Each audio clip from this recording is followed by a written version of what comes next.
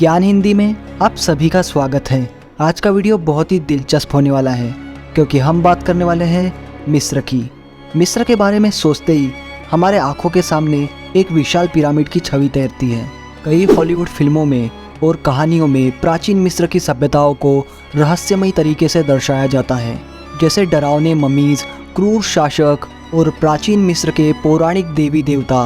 प्राचीन मिस्र और उसकी सभ्यता अपने आप में ही रहस्यमयी है, लेकिन फिर भी हमारे मन में यह सवाल आता है कि क्या सच में प्राचीन मिस्र की सभ्यता इतनी रहस्यमयी थी कि जैसे उन्हें फिल्मों में दिखाया जाता है। इस सवाल का जवाब पाने के लिए चलिए ज्ञान हिंदी के साथ इस ऐतिहासिक सफर पर जानते हैं प्राचीन मिस्र और उसकी रहस्यमयी सभ्यता के बारे में। मिस्र की सबसे अद्भुत और रहस्यमयी चीज है पिरामिड्स। इन्हीं पिरामिड्स की वजह से पूरी दुनिया में मिस्र को जाना जाता है। लेकिन आपको यह सुनकर हैरानी होगी कि दुनिया का सबसे बड़ा पिरामिड मिस्र में स्थित नहीं है और दुनिया के सबसे ज़्यादा पिरामिड मिस्र में मौजूद नहीं है। The great pyramid of Cholula जो मैक्सिको में मौजूद है, वह दुनिया का सबसे बड़ा पिरामिड है। पिरामिड को टलाची होल्ट पेटल के रूप से भी जाना जाता है और सबसे ज़्यादा पिरामिड सूडान नाम के देश में मौजूद है। सूडान में मिस्र से लगभग 2 गुने पिरामिड है और मिस्र का सबसे बड़ा पिरामिड कुफू का पिरामिड है। और अगर प्राचीन मिस्र निवासियों की बात करें तो प्राचीन मिस्र निवासी अपने जीवन शैली के बारे में बहुत सोचते थे। उनका मानना था कि मृत्यु मानव जीवन का अंतिम भाग नहीं है, बल्कि जीवन का एक पड़ाव है, जिसके बाद जीवन का और एक नया अध्याय शुरू होता है।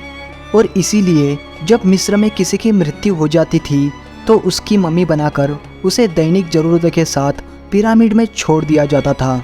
लेकिन मिस्र में सभी लोगों को मम्मी नहीं बनाया गया था, केवल मिस्र के राजा रानी, शाही परिवार के सदस्य और कुछ अमीर लोगों को ही मम्मी बनाया गया था। मिस्र वासियों का मानना था कि पुनर्जन्म संभव है, लेकिन इसके लिए शरीर की एक विशेष अवस्था की आवश्यकता होती है और इसी आवश्यकता को पूरा करने के लिए उन्होंने मुर्दों को दफनाना या जलाने के बजाय मम्मी बनाया। मम्मी बनाने से पहले शव को एक रहस्यमय रसायन में लेपा जाता था, जिसके बाद शरीर में गलने वाले अंदरूनी भागों को नाक के जरिए निकाला जाता था, जैसे दिमाग, फेफड़े, अतड़ियाँ। लेकिन मुर्दों के दिल को कभी बाहर नहीं निकाला गया क्योंकि उन्हें लगता था कि दिल आत्मा का प्रतीक है और इसी कारण दिल के सिवाय सभी अंदरूनी भागों को निकाला गया था। इसके अलावा अंदर के मॉइस्चर को निकालने के लिए नमक का भी उपयोग किया गया था। फिर उन्हें एक विशेष तरह के ताबूत में बंद कर दिया जाता था और जब राजा की मम्मी बनाई जाती थी तो राजा की मम्मी के साथ नौकरों को भी बेरहमी से दफनाया गया था, जिसके लिए उन्हें पहले सिर पर वार कर बेहोश कर दिया जाता था। फिर उन्हें एक मम्मी के साथ ताबूत में छोड़ दिया जाता था। अगर प्राचीन मिस्र की राजा की बात करें तो मिस्र में फेरो राजा बहुत ही प्रसिद्ध थे, जो कि मोटे थे। हालांकि प्राचीन मिस्र के चित्रणों में फिरौन राजा को एक पतले और सुडौल शरीर के रूप में दर्शाया गया है। हालांकि जब मम्मियों के साथ प्रयोग किए गए तब पता चला कि फिरौन राजा की कमर चौड़ी थी और उनके पेट में शराब, बियर, शक्कर, ब्रेड आदि जैसे पदार्थ पाए गए और ऐसे ही अन्य परीक्षणों से पता चला कि वह मोटे थे। प्राचीन मिस्रवासियों के पास ऐसी प्रणाली थी जिसके वजह से शरीर जल्दी सड़ नहीं सकता था। इसी कारण कई सालों बाद इस मम्मियों को खोला गया, फिर भी इनके शव ताबूत में सही सलामत मौजूद थे। अगर बात करें प्राचीन मिस्र की देवी देवताओं के बारे में तो प्राचीन मिस्र में 2000 से अधिक देवी देवताओं की पूजा की जाती थी। उनका मानना था कि प्रत्येक देवता मानव जीवन के कुछ अन्य भागों से संबंधित है, जैसे न्याय के देवता, प्रेम के देवता, स्वास्थ्य के देवता और जादू के देवता। ऐसे ही कई देवी देवताओं की प्राचीन मिस्र में पूजा की जाती थी। प्राचीन मिस्र के धर्म में मृत्यु के देवता को अनुबिस कहा जाता था। आमुन नाम का देवता उनके देवताओं के देवता के रूप में जाना जाता था। वह राक्षस और भूतों पर बहुत विश्वास करते थे। उनका मानना था कि दैत्य मनुष्य से बलवान होते हैं, लेकिन भगवान से कम शक्तिशाली होते हैं। इसीलिए मिस्रवासी देवताओं पर इतना भरोसा करते थे। मिस्र में 3000 साल से पौराणिक धार्मिक मान्यताएं चलन में थी, लेकिन 4000 और 600 एडी के बीच अधिकांश मिस्रवासी ईसाई धर्म में परिवर्तन हो गए, क्योंकि मिस्र में उस समय रोमन और यूनानी राजाओं का कब्जा था। बाद में 10वीं शताब्दी के मध्य में अरबों द्वारा मिस्र पर विजय प्राप्त करने के बाद वहां बड़ी संख्या में लोग इस्लाम में परिवर्तित हो गए। मिस्र में कई पुरानी कैप्टिक भाषाएं धीरे धीरे अरबी में बदल दी गई और आज मिस्र की आधिकारिक भाषा अरबी है। कैप्टिक एक विलुप्त भाषा है। प्राचीन मिस्र वासियों का धर्म बहुत ही आश्चर्यजनक था। अगर हम उस पर विस्तार से बात करें तो उस पर एक अलग वीडियो बन सकता है। भविष्य को लेकर भी मिस्र वासियों के धार्मिक विश्वासों के साथ एक अलग जुड़ाव था। मिस्रवासी विज्ञान और गणित के अच्छे जानकार थे। उन्होंने विभिन्न दवाएं बनाई, सौंदर्य प्रसाधन बनाए। उनके अपने कैलेंडर थे, उनके अपने संगीत वाद्य यंत्र थे और वह जानते थे कि कई विशाल जहाज कैसे बनाए जाते हैं जिनके पैटर्न अभी भी खोजे जा सकते हैं।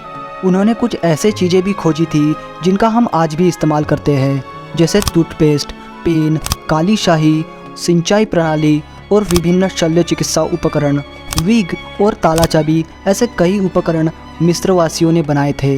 प्राचीन मिस्र के सभ्यताओं के वैद्य बस एक ही अंग का इलाज करते थे। इतिहास के जनक और महान इतिहासकार हेरोडोटस का कहना था कि प्राचीन मिस्र में एक चिकित्सक केवल एक ही बीमारी का इलाज करता था और उनके पास प्रत्येक बीमारी के लिए एक अलग चिकित्सक था। प्राचीन मिस्र में महिलाएं स्वतंत्र थी। एक ऐसे समय जहां दुनिया भर में महिलाओं को पुरुष की तुलना में कमजोर माना जाता था, लेकिन प्राचीन मिस्र की महिलाओं को पुरुष के बराबर अधिकार दिए गए थे। मिस्र की महिलाएं जमीन खरीद सकती थी, जज बन सकती थी और अपनी वसीयत भी लिख सकती थी, जो उस समय महिलाओं के लिए अकल्पनीय था। यदि मिस्र की स्त्रियां घर से बाहर काम करती थी तो उन्हें पुरुषों के समान वेतन दिया जाता था। उस समय अपने पति को तलाक देना और अपनी मर्जी से शादी करना, यह अधिकार भी महिलाओं के पास था। मिस्र के इतिहास में ऐसी कई महिलाएं शासक रही है जिन्होंने प्राचीन मिस्र की विशाल साम्राज्य को अच्छी तरह से चलाया है। अगर उदाहरण में बात करें तो मिस्र की सबसे मशहूर और खूबसूरत रानी क्लियोपेट्रा तीसरी ने अपने शासनकाल में अकेले ही अपना दबदबा बनाए रखा था, जिसके ऊपर हमने एक वीडियो भी बनाई है। आप चाहे तो देख सकते हैं, लिंक डिस्क्रिप्शन में है। प्राचीन मिस्र वासियों को बाल बिल्कुल भी पसंद नहीं थे। उन्हें लगा कि उनके शरीर पर बाल होना उनके स्वास्थ्य के लिए हानिकारक है, इसलिए उन्होंने शरीर के सारे बाल साफ कर दिए थे।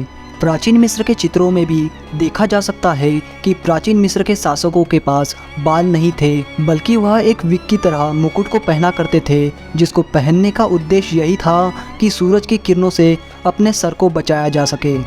मेकअप प्राचीन मिस्र में बहुत लोकप्रिय था, जबकि आज के समय में केवल महिला ही श्रृंगार का उपयोग करती है। लेकिन प्राचीन काल में मिस्र के पुरुष भी श्रृंगार का उपयोग करते थे।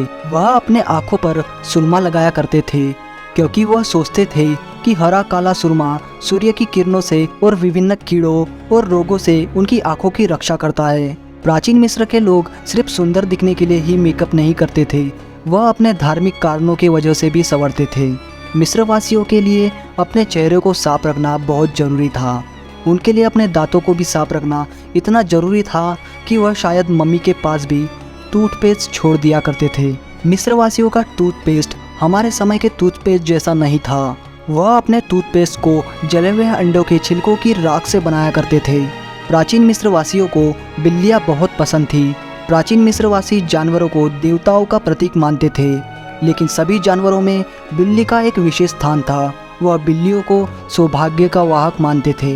ग्रेट स्फिंक्स स्टैचू दुनिया की सबसे पुरानी और सबसे बड़ी मूर्तियों में से एक है। ग्रेट स्फिंक्स प्राचीन मिस्र में बनाई गई थी। जैसे कि आप वीडियो में देख सकते हैं, इसका सिर इंसान की तरह और शरीर शेर की तरह था। इस स्टैचू को काफ़ी हद तक चूना पत्थर से बनाया गया था। वर्तमान में हम मूर्ति को टूटी हुई नाक से देख सकते हैं।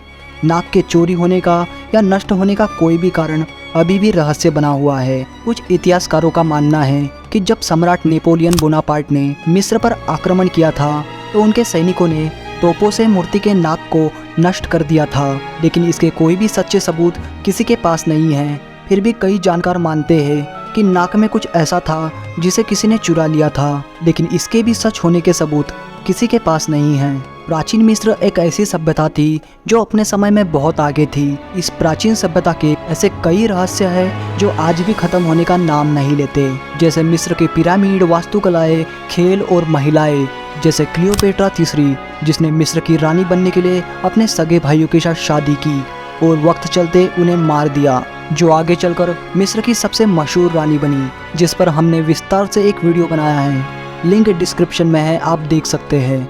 वीडियो अच्छा लगे तो लाइक और सब्सक्राइब जरूर करें, ताकि जब भी हम आपके लिए अगला वीडियो बनाएं तो हमें मोटिवेशन मिलती रहे। धन्यवाद।